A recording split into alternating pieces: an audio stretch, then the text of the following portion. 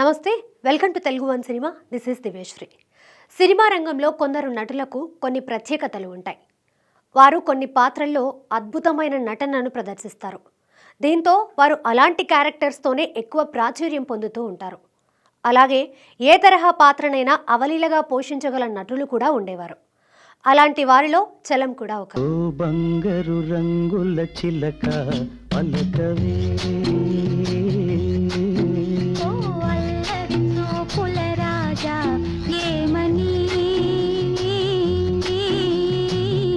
నా మీద ప్రేమే ఉందని. నటనలో తనకంటూ ఓ ప్రత్యేక శైలిని ఏర్పరచుకొని ప్రేక్షకుల్ని ఆకట్టుకునేవారు. రంగస్థలం నుంచి వచ్చిన ఎంతో మంది నటులు సినిమాల్లో కూడా రంగస్థలం మీద నటించే విధంగానే నటించేవారు. కానీ చలం అలా కాకుండా ఎంతో సహజమైన నటనను ప్రదర్శించేవారు. అప్పటి నుంచి ఇప్పటి వరకు చలం వంటి నటుడు మరొకరు లేరంటే అతిశయోక్తి కాదు.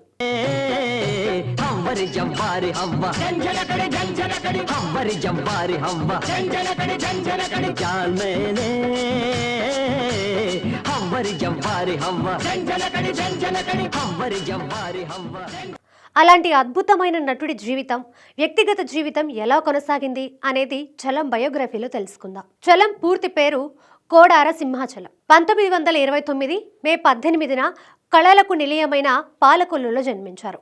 నాటకరంగంలో ప్రముఖుడిగా పేరు తెచ్చుకున్న పినిశెట్టి శ్రీరామ్మూర్తి శిష్యుడు చలం. పినిశెట్టి ఆంధ్ర నాటక కళా పరిషత్ సంస్థను స్థాపించి అందులో నాటకాలు ప్రదర్శించేవారు.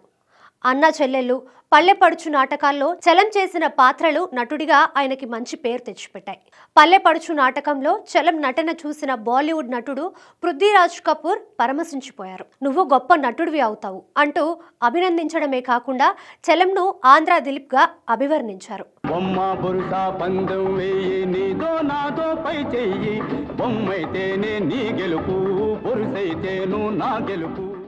అప్పటి నుంచి ఆంధ్ర దిలీప్గా పిలువబడ్డారు చలం.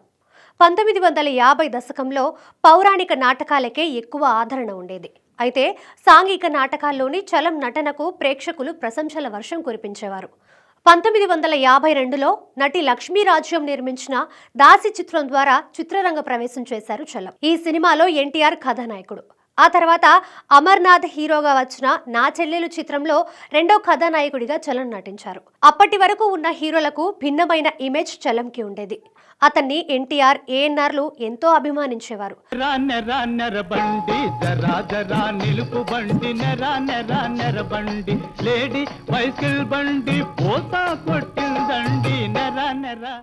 వీరిద్దరూ కలిసి ఎన్నో సినిమాల్లో చలంకి అవకాశాలు ఇప్పించారు. చెరగని చిరునవ్వుతో చిన్న పెద్ద అనే తేడా లేకుండా అందరినీ గౌరవించేవారు చలం. దాంతో అతనంటే అందరూ ఇష్టపడేవారు. దేవుడు కళ్ళు మూసుకొని కూర్చొని ఉంటే ఏముంది, భక్తులు చేసే పాపాలకు ఇక హద్దు పద్దు లేకుంది. దేవుడు కళ్ళు మూసుకొని కూర్చొని ఉంటే ఏముంది. ఎన్టీఆర్, కాంతారావు హీరోలుగా రచయిత సముద్రాల దర్శకత్వంలో రూపొందిన బాబ్రువాహన చిత్రంలో చలం టైటిల్ రోల్ పోషించడం విశేషం.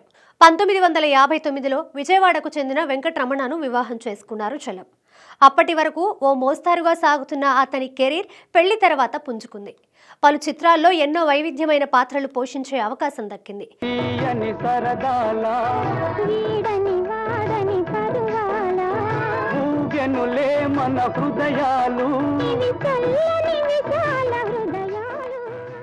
దాన్ని సెంటిమెంట్గా తీసుకున్న చలం తన పేరులో భార్య పేరును కూడా చేర్చి రమణాచలంగా మారారు. ఈ దంపతులకు ఒక కుమారుడు, 2 కుమార్తెలు. 1964లో జరిగిన అగ్ని ప్రమాదంలో వెంకటరమణ మృతి చెందారు. ఆమె జ్ఞాపకార్థం శ్రీ రమణ చిత్ర బ్యానర్ను స్థాపించి ఎన్నో విజయవంతమైన చిత్రాలను నిర్మించారు. ప్రేమించడము తెలుసుకో, ప్రేమించి పెళ్లి చేసుకో, ఏమంటుంది నీ హృదయం, విందామంటుంది నా హృదయం. చలం నిర్మించిన మొదటి సినిమా సంబరాల రాంబాబు. అతని మీదున్న అభిమానంతో ఎస్వి రంగారావు, గుమ్మడి, చంద్రమోహన్, రేలంగి, సూర్యకాంతం వంటి ప్రముఖ నటీనటులు ఈ సినిమాలో నటించారు. ఈ సినిమా కమర్షియల్గా పెద్ద సక్సెస్ అవ్వడమే కాకుండా నటుడిగా చలంను ఒక మెట్టు ఎక్కించింది. ఆ తర్వాత మట్టిలో మాణిక్యం, తోటరాముడు, సన్నాయి అప్పన్న, డూడు బసవన్న వంటి ఎన్నో మంచి సినిమాలు నిర్మించారు. వీటిలో మట్టిలో మాణిక్యం చిత్రానికి ఉత్తమ తెలుగు చిత్రంగా నేషనల్ అవార్డు లభించింది.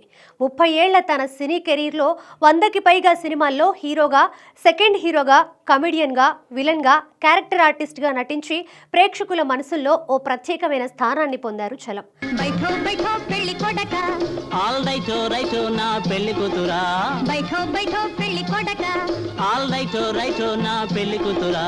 बैठो बैठो पेल्ली कोडक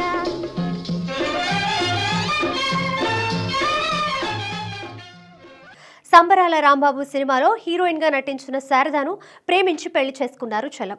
1969 మే 1న తిరుపతిలో వీరి వివాహం జరిగింది. పెళ్లైన తర్వాత మలయాళంలో రూపొందిన తులాభారం చిత్రంలో శారద నటనకు గాను కేంద్ర ప్రభుత్వం ఊర్వశి అవార్డును ప్రకటించింది. ఈ చిత్రాన్ని తెలుగులో వి మధుసూదన్ రావు మనుషులు మారాలి పేరుతో రీమేక్ చేశారు. చలం, శారద కలిసి ఆ తర్వాత కూడా చాలా సినిమాల్లో నటించారు. అయితే వీరి వైవాహిక జీవితం సజావుగా సాగలేదు. చలం తనను మానసికంగా వేధిస్తున్నాడంటూ మద్రాసులోని తన పుట్టింటికి వెళ్లిపోయారు శారద. ఆ తర్వాత చాలా సంవత్సరాలకు వీరిద్దరూ విడాకులు తీసుకున్నారు. చలం సొంతంగా నిర్మించిన సినిమాలన్నీ విభిన్నంగా ఉండేవి. ముఖ్యంగా తెలుగు చలనచిత్ర పరిశ్రమలో ఏ హీరోకి లేని విధంగా చలం సినిమాలు అంటే మ్యూజికల్ హిట్స్ అనే పేరు వచ్చింది. నేస్తం చూడర ఈ కుళ్ళు లోకము, చూస్తే కోరవు ఈ నర జన్మము. తీపి మాటలు గొంతు కోతలు నరులకు మాకే సొంతము. తన సినిమాల్లోని పాటల విషయంలో ఎక్కువ శ్రద్ధ తీసుకునేవారు చలం. మ్యూజిక్ సెట్టింగ్స్లో తాను కూడా పాల్గొని తాను అనుకున్న విధంగా పాటలు వచ్చే వరకు రాజీ పడేవారు కాదు. పంజరాన్ని దాటుకుని బంధనాల పెంచుకుని నీ కోసం వచ్చా ఆశతో మేడలోని చిలకమ్మ, మిద్దెలోని బుల్లెమ్మ, నిన్ను పేదను వలచావెందుకే. కురిసింది వాన నా గుండెల్లోనా, ఎక్కడో దూరాన కూర్చున్నావు, ఇక్కడి మా తలరాతలు రాస్తున్నావు, రిమ్జిమ్ రిమ్జిమ్ హైదరాబాద్, ఓ బంగారు రంగుల చిలక, రాధకు నీవేరా ప్రాణం, మామా చంద మామ, వినరావా మా కథ వంటి పాటలు ఆల్ టైమ్ హిట్స్గా నిలిచాయి. శ్రీ రమణ చిత్ర బ్యానర్లో నిర్మించే అన్ని సినిమాలకు రచయితగా రాజశ్రీ, సంగీత దర్శకుడిగా సత్యం ఉండేవారు. అప్పట్లో సూపర్ హిట్ అయిన హిందీ పాటల్ని రిఫరెన్స్గా ఇచ్చి సత్యంతో పాటలు చేయించుకునేవారు చలం. ఏడాదికొకసారి వస్తాము, ఇల్లు వదలకుండా తిరుగుతాము. ఏడాదికొకసారి వస్తాము, ఇల్లు వదలకుండా తిరుగుతాము. ఇచ్చినంత పుచ్చుకొని భోగి మంటలేసుకొని ఎగిరి గంతులేసుకుంటూ పోతాము. హే జాల్ మేలే హవ్వరి జవ్వారి హవ్వ, హవ్వరి జవ్వారి హవ్వ. చలం నిర్మించే ప్రతి సినిమా ప్రారంభోత్సవానికి ఎన్టీ రామారావు హాజరై ఆశీస్సులు అందించేవారు. చలం తొలి సినిమా దాసిలో ఎన్టీఆర్ను చలం ఫాదర్ అని పిలుస్తారు. పెళ్లి సందడి చిత్రంలో అఖినేనిని గురూజీ అని పిలుస్తారు. అప్పటి నుంచి ఎన్టీఆర్ను ఫాదర్ అని, ఏఎన్ఆర్ను గురూజీ అని పిలుస్తూ ఉండేవారు చలం. శ్రీ రమణ చిత్ర బ్యానర్లో ఎన్నో వైవిధ్యమైన సినిమాలు నిర్మించి నిర్మాతగా మంచి పేరు తెచ్చుకున్న చలం ఆ తర్వాత చేసిన కొన్ని సినిమాలు అతనికి నష్టాలు తెచ్చిపెట్టాయి.